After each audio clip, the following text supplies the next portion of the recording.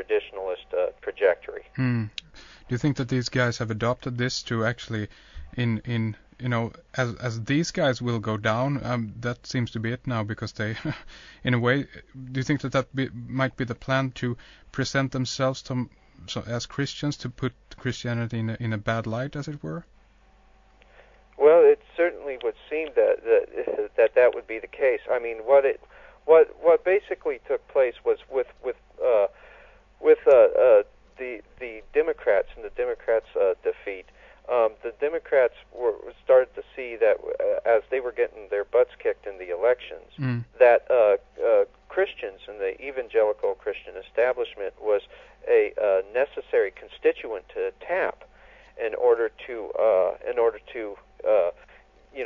basically to gain a certain degree of advantage. And what the neoconservatives, where the neoconservatives basically succeeded, where the neoliberal establishment has failed, is they've managed to tap into that constituency, and as a result, they've managed to pull a lot of Christians, well-meaning Christians, down a neo-Gnostic course, and basically have transformed a lot of the Christian establishment. And Paul and I discussed this in another article entitled "The Deep Politics of God," in which we discussed the Council for National Policy and Dominionism. They basically indoctrinated a lot of Christians into neo-Gnostic jihadism, and so it's ironic, because here you have a group that is very much opposed to secular progressives and secular humanism, and yet they are adhering to the Enlightenment tradition that birthed secular progressivism and secular humanism. Would you guys, who have, I guess, more a Christian background in that sense, would you tie all of this back to, the problem, or as it were, tying this back to Eden, to the fruit of knowledge, basically? Is there where the problem lies of the philosophical differences here?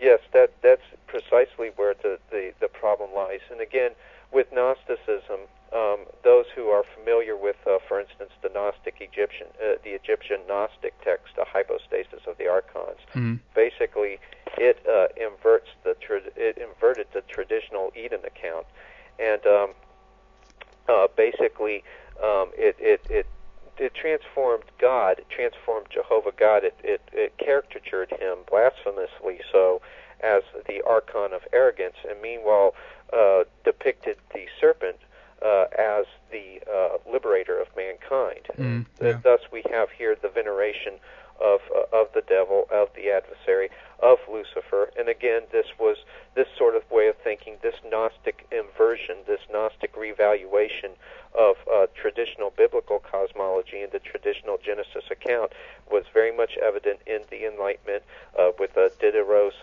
encyclopedia and the illustrations of Lucifer in that, and the mass dissemination of Luciferian thinking as secular humanism, which is again what's driving the establishment today, whether it's the neoconservative or neoliberal factions of the establishment. All of the establishment adheres to some variety of Enlightenment rationalism. What about the connection then between the Enlightenment era and even the Jesuits? I mean, they have been kind of attributed to, the Inquisition and, chasing after people who, in a way, I guess, seeking knowledge or whatever. But you guys have a connection here between, the Illuminati or the Enlightenment era of those guys and the Jesuits, right? Well, yeah, but the problem is that there's a lot of nonsense that's out there about the tie between the Jesuits and the Illuminists. For instance, there's a book out now that does quite well in certain quarters of the Patriot community called Vatican Assassins by Eric John Phelps. Sure. And his whole theory is pushed by guys like Greg Zizmansky, and then there's guys like Leo Zagami, basically take this tie that Adam Weishaupt had to the Jesuits, because he was trained by Jesuits, and use it to make a huge leap into this ridiculous theory that somehow the Vatican has actually controlled the drive for the New World Order, and they present this kind of monolithic conspiracy theory, with the Pope sitting at the center of it all, who's going to become the papal Caesar in control of all the world. That's not the way it worked out. That's not the way that this the game is played. Right. There's several factions within the elite. The global oligarchical establishment is by no means unified, and by any stretch of the imagination, in every way, shape, and form. There's feuds, there's turf wars, there's fighting. Yeah. Adam Weishaupt was trained by the Jesuits and found that their tactics could be employed to basically subvert the different governments, all the different ordered forms of government that existed during his lifetime. But he hated the Jesuits, and so what he intended on doing was adopting the means and the methods that the Jesuits had come up with to destroy the Jesuits. And what he did was he systematized the means and the methods, and they became what we know today as deep politics. That's a term that Peter Dale Scott came up with. And deep politics is basically the web of criminal activity that makes up the daily business of the power elite, and the power elite's deep political system. And the deep political system is simply those parts of the government which have been prostituted out to the power elite. When you realize that the New World Order is not just some monolithic beast going back to the government, but in fact it's basically a network that involves both private forces and government forces that sometimes merge, and basically the private forces will receive the sanction of the state, or actually act as an extension of the government. Then you're more on the right track, and that's what Adam Weishaupt basically got from the Jesuits was their specialized knowledge of panopticism, and he ended up taking it and coming up with his own form of panopticism called Sealing espionage. And Sealing espionage was basically where you could look in on one of the adept souls through analysis. Yeah, through the observation through the observation and evaluation of observable behavior. Freud was going to basically end up taking this eventually and come up with his psychoanalytical theory as well. And this would also form the premise for a lot of physicalist theories, specifically the behaviorism of B.F. Skinner. Basically, the idea was that you could develop a semiotic of the soul. You could develop a semiotic schematic for the soul just by watching observable behavior, and through the observation of observable behavior, you could somehow make a correspondence, a correlation between mental states and outward behavior, outward physical gestures. Well, we know that doesn't work because outward physical behavior, while there is some correspondence between it and and mental states.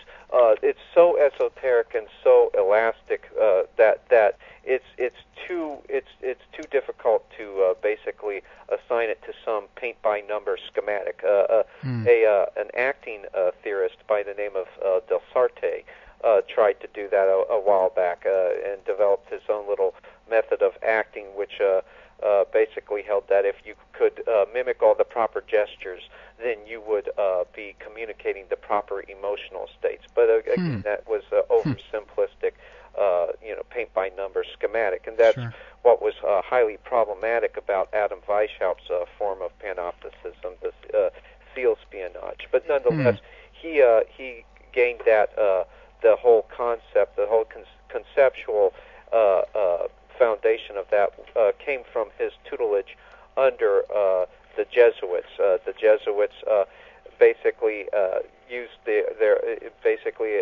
employed a form of panopticism, which was relatively pedestrian, relatively conventional, where you basically had an architecture of control. You had the use of spatial unities and the positioning of bodies within those spatial unities so as to keep subjects in a complete and total field of visibility, and thus make them perpetually cognizant of the view of others, and being so perpetually cognizant of the view of others, the subjects basically policed themselves. And that was Adam Weishaupt tried to take that a step further beyond spatial and chronemic regulation to a more semiotic, spiritual level. But once again, people just need to be very careful when they follow the Jesuit strain throughout this thing, because there's lots of irresponsible researchers out there that try to use it to jump to the conclusion that this is all something that goes back to the Vatican, and that the Vatican is controlling it all.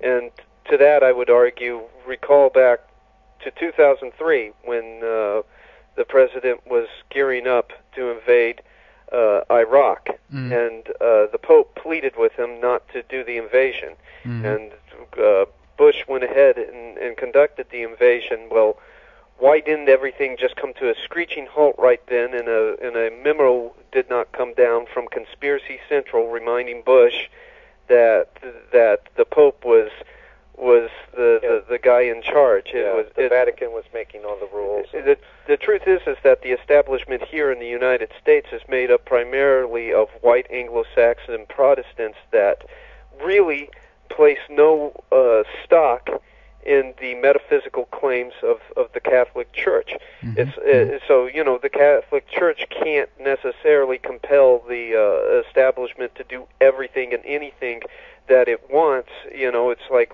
well, go ahead and excommunicate me. It's not like I believe you have the authority to send me to hell in the first place. That's. But don't you think, on one level, that what these guys do in public is just for the public, a show in a way? The president or the Pope or whatever. Well, what I think is that okay, there is stage play there, but that doesn't mean that behind the scenes they agree on everything. A great book that points this out is Carl Oglesby's the Yankee Cowboy War, and the stage play not only is meant to conceal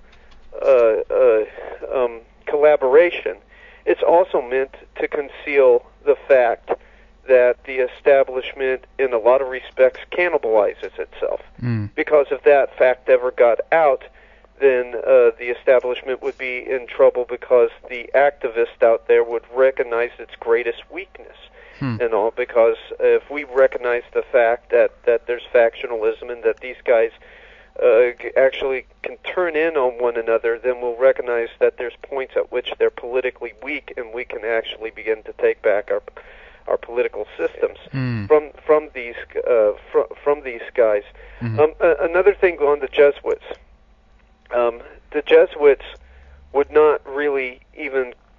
not even be counted as, or they don't constitute a Catholic conspiracy, as the Chick comic books and Eric John Phelps and Leo Zagami would have you believe, because the